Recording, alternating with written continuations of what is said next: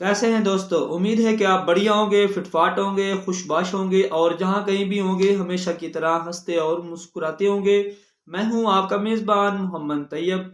खुश आमदीद हमारे इस यूट्यूब चैनल पर। नमस्ते, सत श्री अकाल।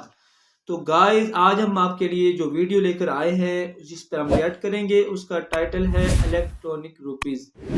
तो गाइस, हम ये वीडियो देखेंगे। अगर वीडियो पसंद आए तो आपने जल्दी से वीडियो को लाइक कर देना है, शेयर करना है और अपने दोस्तों के साथ इसको शेयर भी करना है और आपने हमारे इस चैनल को सब्सक्राइब जरूर करना है। तो आइए गाइस, वीडियो की तरफ वीडियो करते हैं स्टार्ट।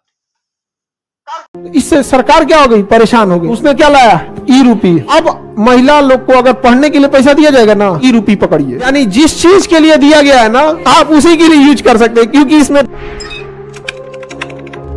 ई रूपी क्या है, एक तरह का वाउचर है। ये ई रूपी एक तरह का क्या है, इलेक्ट्रॉनिक रूपी।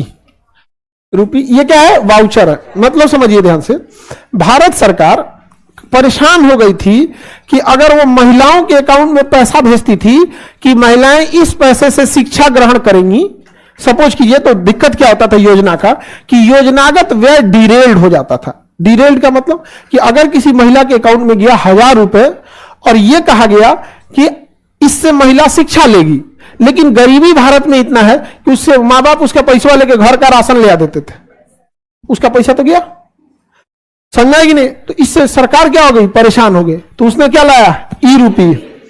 अब महिला लोग को अगर पढ़ने के लिए पैसा दिया जाएगा ना, तो कहा जाएगा कि लीजिए ये 1000 रुपए का ई रूपी पकड़िए, ई रूपी। और अगर आपको शिक्षा के लिए है ना, तो वो जो ई रूपी है, इस ई रूपी का एक कोड होगा। जितनी भी जहां आपको पढ़ना है, जहां भी पढ़ना है, जैसे सपोज कीजिए किसी को मेडिकल की पढ़ाई पढ़ना है, तो मेडिकल कॉलेज में उसका कोड भेज दिया जाएगा। तो आपके पास जो ई रूपी है उसका कोड किसके पास है, मेडिकल कॉलेज। अगर आप ई रूपी राशन के दुकान पर दीजिएगा, कहेगा तो मैच नहीं कर रहा हो। ब्यूटी पार्लर में दीजिएगा, कहेगा मैच नहीं कर रहा हो। सामान खरीदने के लिए समोसा चाउमीन बर्गर पे तो नहीं मैच कर रहा। और जहां कॉलेज में दीजिएगा धाए दे मैच कर देगा, पेमेंट हो गया जाइए, पेमेंट हो गया जाइए। बढ़िया या नहीं है। यानी जिस चीज के लिए दिया गया है ना, आप उसी के लिए यूज कर सकते हैं, क्योंकि इसमें दोनों कोड होता है। एक जिसके पास है वो, और जहां आपको रिडीम यानी जिसको कैश कराना है, वहां दोनों मैच कर जाएगा, आपका पेमेंट हो गया। समझा गया कि नहीं गया, किसी को दिक्कत। तो ये ई रूपी ठीक है कि नहीं है। इस नहीं, स्टूडेंट क्रेडिट कार्ड तो अलग है। स्टूडेंट क्रेडिट का एक लोन है और कुछ नहीं है। 4 लाख का आपको लोन दे देता है बस, और कुछ नहीं है। पढ़ाई के लिए क्या दे देता है, लोन। लेकिन सरकार छोटे छोटे खर्च देती है, जैसे किसानों को देती है किसान सम्मान निधि। जैसे मान के चले किसी किसान को दिया गया 5000 रुपया, लीजिए यूरिया खरीद लीजिएगा।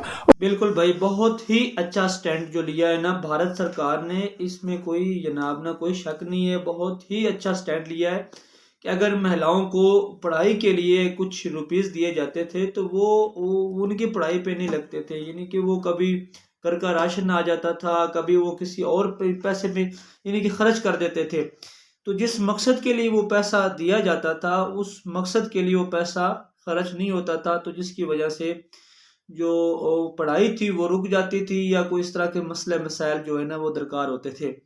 तो भारत सरकार ने इन तमाम बातों को मद्देनजर रखते हुए मोदी सरकार ने इतना अच्छा स्टैंड लिया है। यकीन जानिए कि सुन के और देख के दिल खुश हो गया है कि अगर वो पैसा जिस काम के लिए दिया जा रहा है, वो पैसा उसी काम पे खर्च होगा, बाकी किसी और काम पे खर्च नहीं होगा।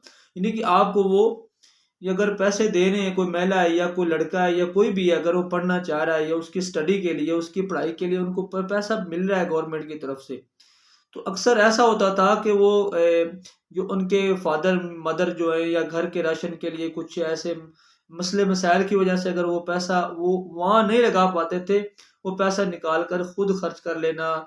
तो उन्होंने जब ये सब चीज़ें देखी, उन्होंने बहुत ही अच्छा स्टैंड लिया कि वो पैसा उन्होंने इलेक्ट्रॉनिक रुपीज़ में तब्दील कर दिया। कि वो कोड आप जहाँ पर पढ़ाई कर रहे हैं, अगर यूनिवर्सिटी में पढ़ाई कर रहे हैं तो वो उसका कोड यूनिवर्सिटी में ही एक्टिव होगा, वरना कि आप कहीं भी उसको यानी कि एक्टिव नहीं कर सकते। अगर बिलफर्ज आप किसी स्टोर पर जाएं, राशन वाले की दुकान पर जाएं, तो वो आपको वो अवेलेबल नहीं होगा।